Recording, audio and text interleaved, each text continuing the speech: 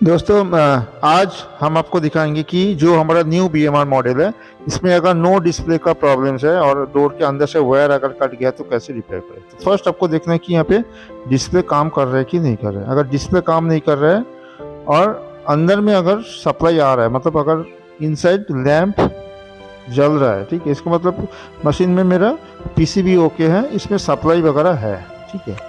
तो अगर डिस्प्ले नहीं चल रहा है तो फर्स्ट मेरे को क्या करना है कि डोर हिंज के ऊपर जहाँ पे मेरा डिस्प्ले का कनेक्टर है वहाँ पे देख लेना कि यहाँ पे 5 वोल्ट DC सप्लाई डिस्प्ले के लिए आ रहा है या नहीं आ रहा है। तो यहाँ पे हम देखेंगे जो ग्राउंड और जो ग्रीन और जो रेड वायर है यहाँ पे कोई 5 वोल्ट DC आना चाहिए। उसके बाद अभी हम क्या करेंगे, डोर्स का जो डिस्प्ले का जो है, डिस्प्ले को हमको वैक्यूम कप से निकाल लेना है, ठीक है। चाकू वगैरह का इस्तेमाल ना करें, सावधानी से इसको वैक्यूम कप से निकालें।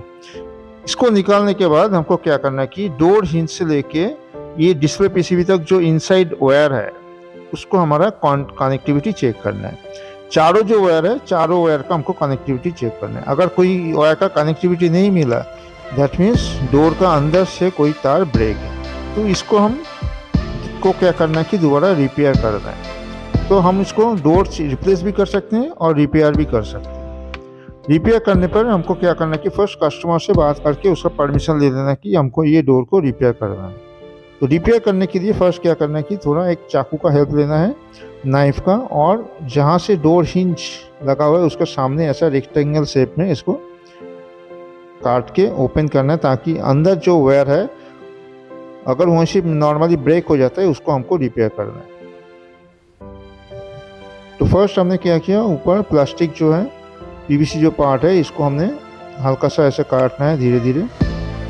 इसका नीचे मेरे को वायर मिलेगा जो वायर डिस्प्ले PCB तक कनेक्टेड है। हिंज अगर खड़ा पोजीशन, हिंज को सही रखने के लिए हमको यहाँ पे कॉपर पाइप का हेल्प लेना है। जो हाफ इंच का जो कॉपर पाइप होता है उसमें हल्का फ्लेयर करके हम इसको घुसा देंगे, ताकि इन फ्यूचर ये डोर कभी टूटेगा भी नहीं, ये पूरा मजबूत हो जाएगा, ठीक है। तो यहाँ पे हमने क्या किया, एक हाफ इंच जो कॉपर पाइप है वो उसका लेंथ भी हाफ इंच लेना चाहिए। ज़्यादा लंबा लेने से अंदर से वायर घुसाना फिर प्रॉब्लम हो जाएगा, ठीक है। तो यहाँ पे हमने कॉपर पाइप को बैठा दिया ताकि इसके अंदर वो हिंज जो है अच्छी तरह से बैठ जाएगा, तो बाद में ये डोर कभी टूटेगा भी नहीं तो क्या होता है कि यहाँ से डोर टूट जाता है। उसके बाद हमको जो कॉपर पाइप हमने लगाया उसके अंदर से मेरे को जो डिस्प्ले का जो वायर है, कनेक्टिंग वायर है, उसको घुसाना है और चारों वायर को, ठीक है, मिला के हमको इसको जोड़ना है, अच्छी तरह से सोल्डर करना है। और इसमें इसके ऊपर सोल्डर करने के बाद इसके ऊपर अच्छी तरह से इंसुलेट कर देना है, ताकि एक से दूसरा वायर टच ना हो। तो हमका हीट स्ट्रिप जो मार्केट में मिलता है उसका भी यूज़ कर सकते हैं ऐसे। तो स्ट्रिप लगाने पर क्या होगा, ये अच्छी तरह से इंसुलेट भी हो जाएगा।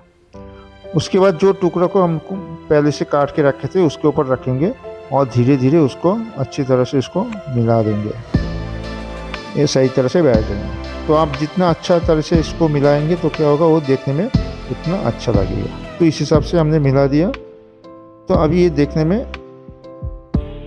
ये सही हो गया, ठीक है। और इसके बाद हम इसको क्या करेंगे, यहाँ पे हिंज को लगा के देख लेंगे कि प्रॉब्लम ना रहे मशीन में और डोर भी अच्छी तरह ओपन क्लोज हो। तो लगा दिया, हिंज के अंदर से ही वायर जाना चाहिए, नहीं तो क्या होगा, आपका वायर टूट जाएगी। और उसके बाद हम इसको डिस्प्ले को अभी देख लेंगे कि अभी डिस्प्ले बराबर काम कर रहा है। आपका प्रॉब्लम जो है था वो सॉल्व हो गया। ओके।